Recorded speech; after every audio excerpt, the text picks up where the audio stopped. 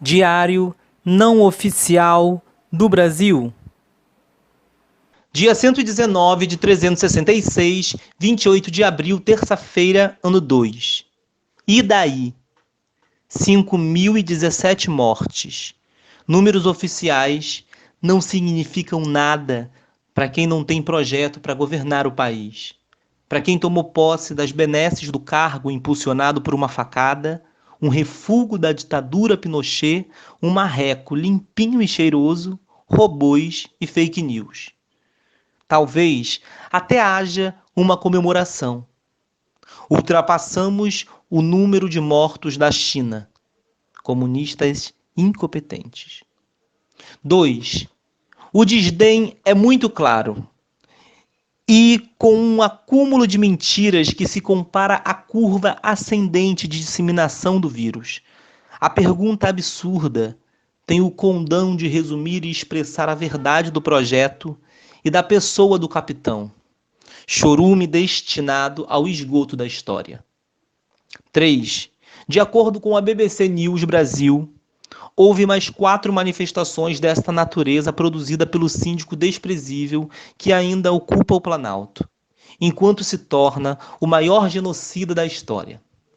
A maior cínica pergunta quando do incêndio do Museu Nacional, quando foi questionado sobre o inquérito aberto pela Polícia Federal para investigar seu atual ministro da Economia, quando tentou colocar um dos filhos desqualificados como embaixador e na tentativa de obstruir a investigação sobre os filhos com a nomeação de um amiguinho da família para a direção da Polícia Federal. 4. O capitão afirma que não é milagreiro e também não é presidente. É apenas incompetente.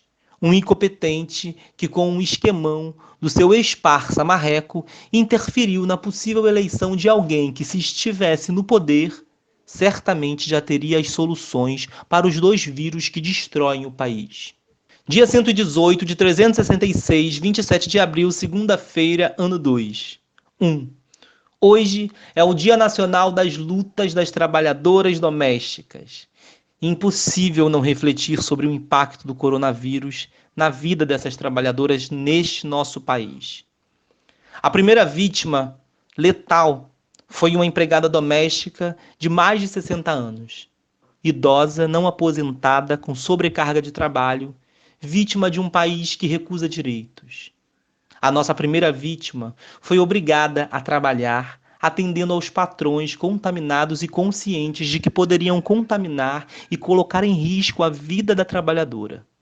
Os patrões sobreviveram e seguirão vivos e impunes. 2.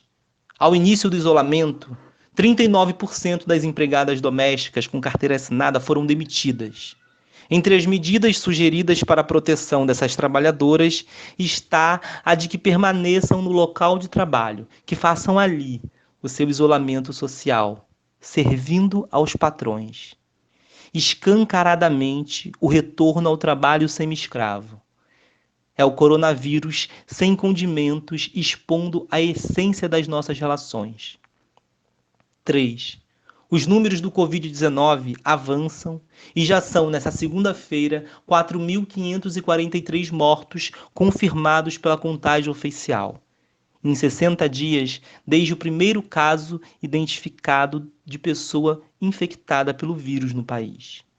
Dia 117 de 366, 26 de abril, domingo, ano 2. 1. Um domingão com alguns templos abertos, os de consumo explícito e os de enriquecimento implícito, shoppings e algumas igrejas. Não é necessidade nem a fé, mas apenas o fluxo de caixa que move alguns nesse momento em que a curva do Covid-19 dá um salto. Mas não acreditamos em estatísticas, em ciência e outras baboseiras. Acreditamos em pessoas desqualificadas que têm um discurso fácil de convencimento. 2. O nosso inacreditável síndico disfuncional continua insultando a Organização Mundial de Saúde, desconsiderando suas recomendações e desqualificando seu diretor-geral, biólogo e doutor em saúde pública, Carta Capital, por não ser formado em medicina. Mas ele, o capitão reformado, pode receitar para seus enlouquecidos seguidores remédios aleatórios. 3. Um vídeo com as cenas da reabertura de um shopping em Santa Catarina tem todos os ingredientes para uma peça promocional, como observou o ator Pedro Cardoso. Revista Fórum. Com aglomeração, aplausos e pouca fé na ciência e na realidade. Transparece uma expectativa de ser seguido por outros estabelecimentos e outras cidades em atos terroristas. Estamos já no 5º lugar do mundo em números de mortos e a meta do 1º lugar continua de vento em popa. A cada momento, grandes providências para aumentar o número de coveiros. 4. Dos 27 pedidos de impeachment apresentados até agora, o presidente da Câmara, com disposição semelhante à do ex-ministro da Justiça na busca por Queiroz, só analisou um. Jornal Brasil 247. Dia 116 de 366, 25 de abril, sábado, ano 2. Há 46 anos, em 1974, acontecia a Revolução dos Cravos. Portugal, sob uma ditadura desde 1928, livrou-se do fascismo. Hoje, 46 anos depois, a comemoração é nas janelas e varandas. Aquilo que parecia ser uma utopia se transformou em realidade. Nós também sonhamos. Nós que vivemos essa distopia bolsomorista que se ocupa em cuspir um na cara do outro como facções rivais, enquanto a maior pandemia de todos os tempos avança. Nenhuma palavra de empatia com o povo brasileiro, com as vítimas, com as famílias, foi dita pelo Criador, o marreco, ou pela criatura, o síndico disfuncional. Passamos de 4.000. Chegamos a 4.016 mortos na contagem oficial, mesmo com a mentira e a subnotificação. Grândola, Vila Morena, José Afonso. Grândola, Vila Morena, terra de fraternidade. Dia 115 de 366, 24 de abril, sexta-feira, ano 2. Hoje é o dia do boi, estouro da boiada bolsofascista, que ontem extravasava a ira em touradas.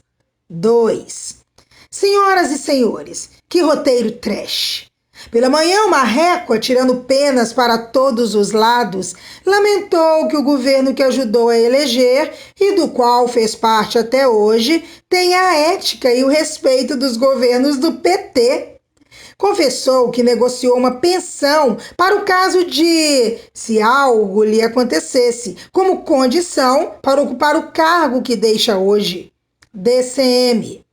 Acontece que um adicional dessa natureza é inconstitucional, além de imoral.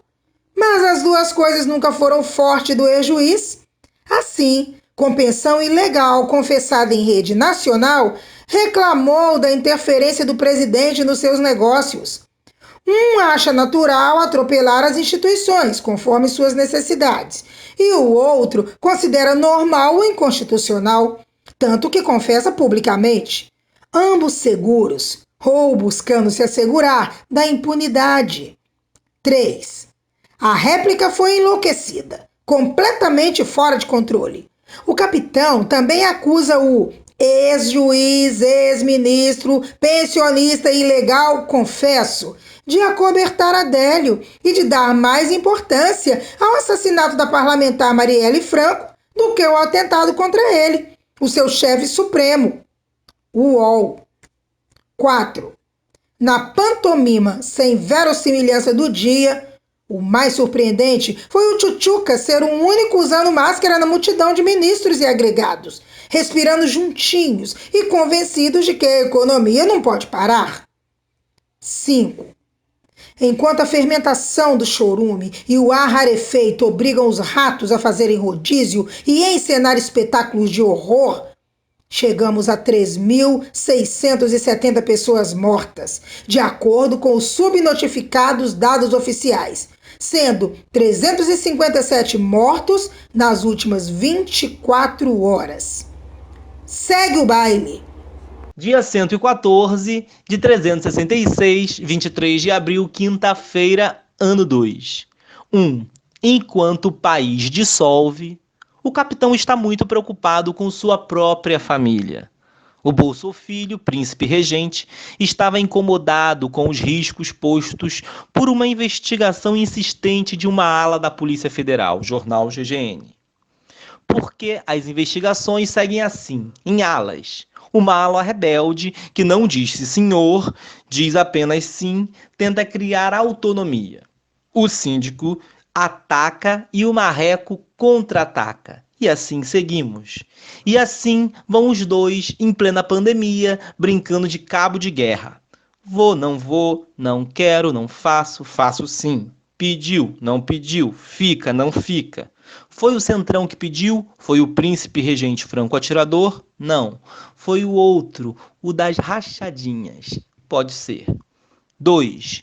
E nas bordas desse joguinho, a vida dos brasileiros vai sendo tratada de forma errática.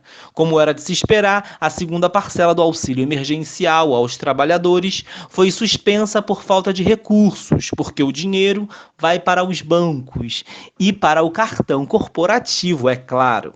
Quem acostuma viver de rachadinha é incapaz de perceber o que é um país e o papel de um governo. 3. Batemos novo recorde e tivemos 407 mortes por Covid-19 nas últimas 24 horas. Jornal Brasil de Fato. Talvez ainda longe das metas estabelecidas pelo síndico disfuncional. O total de mortos hoje é de 3.313, com quase 50 mil casos confirmados. Mesmo com a subnotificação, os números já são extremamente elevados. Estudos mostram que a nossa curva de morte está mais acentuada para o mesmo período que a de países como a Espanha, que hoje soma mais de 22 mil mortes. Carta Capital.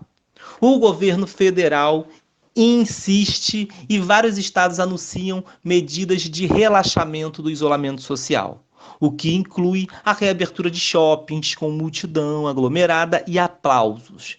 A ampliação ou construção de novos cemitérios está na pauta das prefeituras do Brasil. Aquela aparente desordem que é, na verdade, o mais alto grau de ordem burguesa. Dostoiévski, em Londres, 1962. Dia 113 de 366, 22 de abril, quarta-feira, ano 2. 1. Ora direis, vamos descobrir o Brasil. A chegada dos portugueses ao país, a invasão europeia, ao invés de ser comemorada, deveria ser um momento de reflexão acerca da expansão dos negócios europeus e da nossa Constituição como um país que inicia sua história no mundo ocidental sob a batuta da brutalidade. Ao completarmos 520 anos da chegada dos primeiros exploradores europeus, é oportuno refletir sobre esse momento de ataque fascista que vivemos e quais interesses ele representa. 2. O príncipe da privataria tucana, o sopa de letrinhas, pede paciência histórica com o genocida. Jornal Brasil 247. Seus interesses seguem ainda plenamente satisfeitos. Comprometido com o desmonte e privatizações, teve na primeira hora do golpe, em 2016, seu ex-ministro desmontador-geral da República indicado para o desmonte da Petrobras. E parece vislumbrar a possibilidade de mais dividendos e lucros a serem auferidos do aprofundamento do projeto bolsofascista. 3. Em mais uma vitória para a população do Maranhão, o governo federal teve frustrado o ataque em que buscava impedir a entrega de 68 respiradores mecânicos adquiridos pelo Estado, que elegeu um governador comunista. Os equipamentos que o governo federal queria confiscar para distribuir segundo seus critérios serão entregues ao comprador. Jornal Brasil 247. 4. Oficialmente, estamos chegando a 3 mil mortos pelo Covid-19. E a ação coordenada das milícias, tanto no Planalto como as da Baixada Fluminense, tem participação direta na quebra do isolamento que estimula esse resultado. Diário do Centro do Mundo.